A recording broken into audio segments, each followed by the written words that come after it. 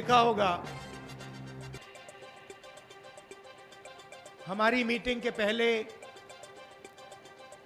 कभी कभी बीजेपी के मीटिंग में भारत माता की जय की जाती है।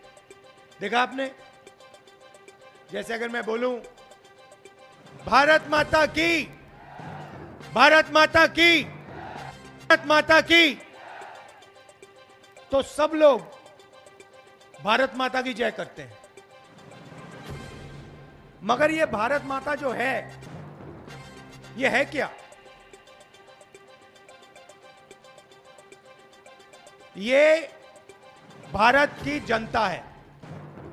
जब हम भारत माता की जय करते हैं तो हम भारत माता की जनता की जय करते हैं।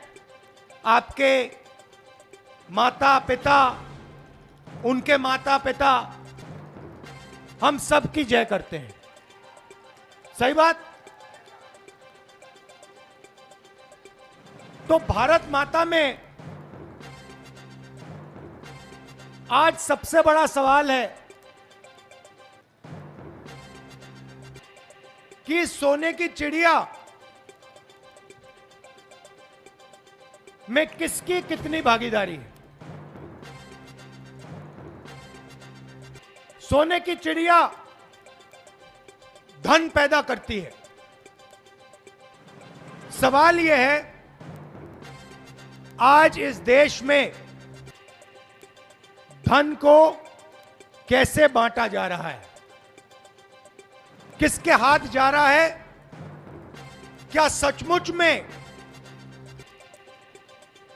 हिंदुस्तान का धन भारत माता की जनता के हाथ में जा रहा है, या फिर भारत माता का धन चुने हुए लोगों के हाथ में जा रहा है? यह सबसे बड़ा सवाल है। अब हर भाषण में नरेंद्र मोदी कहते थे, भाइयों और बहनों, मैं ओबीसी वर्ग का हूं। आपने सुना? यस, नरेंद्र मोदी को कहते हुए सुना आपने कि मैं ओबीसी का हूं, ओबीसी का हूं, ओबीसी का हूं? सुना है? हां या ना? सुना है? ओबीसी की हिंदुस्तान में क्या आबादी है? कोई बता सकता है? कितने हैं हिंदुस्तान में ओबीसी? देखिए, कोई बता नहीं सकता। किसी को नहीं मालूम कि पिछड़ों की आज हिंदुस्तान में क्या आबादी है। किसी को नहीं मालूम। तो मैंने पार्लियामेंट में कहा कि हम भारत माता की जय करते हैं, मगर भारत माता में किसकी कितनी आबादी है यह किसी को नहीं मालूम। तो मैंने पार्लियामेंट हाउस में जाति जनगणना की मांग की। मैंने कहा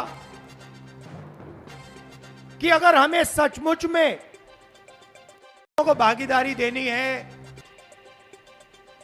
दलितों को, आदिवासियों को, गरीब जनरल कास्ट के लोगों को भागीदारी देनी है, तो सबसे पहला कदम जाति जनगणना का है। जिस दिन मैंने यह भाषण किया पार्लियामेंट में, जिस दिन मैंने यह बात बोली, उस दिन के बाद नरेंद्र मोदी जी के भाषण बदल गए। पहले कहते थे मैं ओबीसी हूं। जब मैंने ओबीसी की आबादी का सवाल उठाया, उसके बाद से नरेंद्र मोदी कहते हैं, भाइयों और बहनों, हिंदुस्तान में सिर्फ एक जात है, वो है गरीब। वोट लेने के लिए नरेंद्र मोदी ओबीसी, मगर जब ओबीसी को भागीदारी देने का सवाल आया, उनकी सच्ची शक्ति, उनकी आबादी का पता लगाने की बात आई, तो नरेंद्र मोदी कहते हैं देश में ओबीसी है ही नहीं, दलित है ही नहीं, आदिवासी है ही नहीं, जनरल है ही नहीं, सिर्फ एक जात है, वो है गरीब।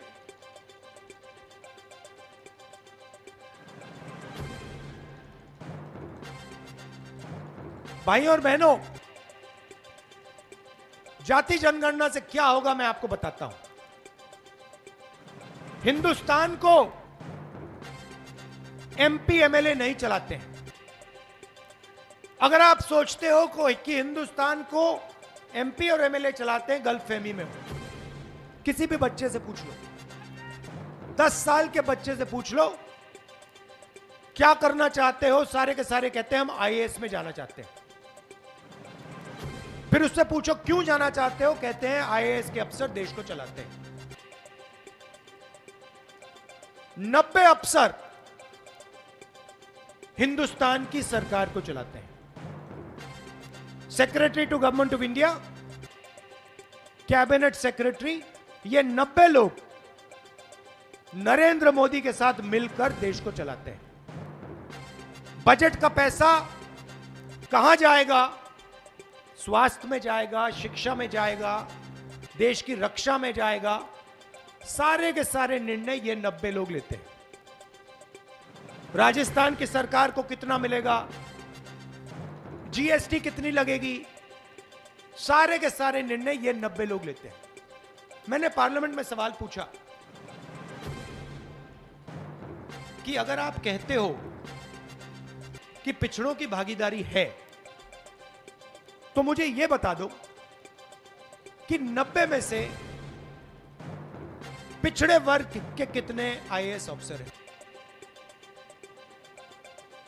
बीजेपी ने जवाब नहीं दिया, नरेंद्र मोदी ने जवाब नहीं दिया। मैं आपको बताता हूं, पिछड़ों की आबादी 50%